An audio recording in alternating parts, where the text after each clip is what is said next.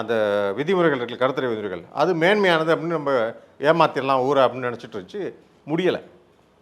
So நாங்களும் என்ன பண்ணோம், நான்லாம் அந்த விதிமுறைகளில் 2 விதிமுறைகள் ரொம்ப சப்பையாக இருக்கும்.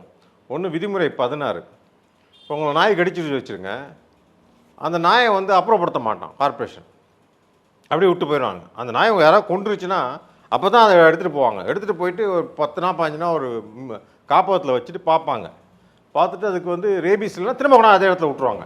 ரேபீஸ் இல்லைன்னா இந்த ப்ராசஸ் நடந்துகிட்டு இருக்கு. இது நடந்தனால தான் இவ்வளோ பிரச்சனை. அந்த இந்த 23 விதிமுறைகள் திரும்ப எழுதுனா நான் டெல்லியில் மட்டுமா இல்லை சென்னையிலையும் இந்தியா முழுக்க 2001 விதிமுறை 2001 போட்டது அது கொஞ்சம் நல்லா தான் இருந்துச்சு. 2023 அதை மாற்றி எழுதுனாங்க பாருங்க, நாயை கொல்லவே கூடாதுன்னு இந்த மாதிரி எழுதிட்டு போயிட்டாங்க.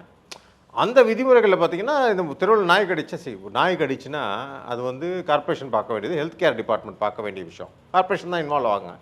நாய் வந்து ஒருத்தர் கொண்டுருச்சுன்னா அது law and order, police involve ஆகும். இவங்க 2 பேரும் தான் இன்வால்வ் ஆகணும். இவங்க 2 பேரும் இன்வால்வ் பண்ணாமல் ஏதோ ஒரு என்ஜிஓ, அதெல்லாம் உண்மையான என்ஜிஓவா இல்லை பேப்பரில் தான் இருக்கான்னு தெரியல, அந்த என்ஜிஓ எடுத்துக்கு நாயை கொடுத்துருவாங்களா, நாயை 10 நாள் வச்சு பார்ப்பானா, அந்த நாய்க்கு ரேபீஸ் இல்லைன்னா நல்ல நாயாக இருந்தால் திரும்ப விட்டுருவானா உங்களை கடிக்கிறதுக்கு கொல்றதுக்கு. பைத்தியகாரமாக இல்லை.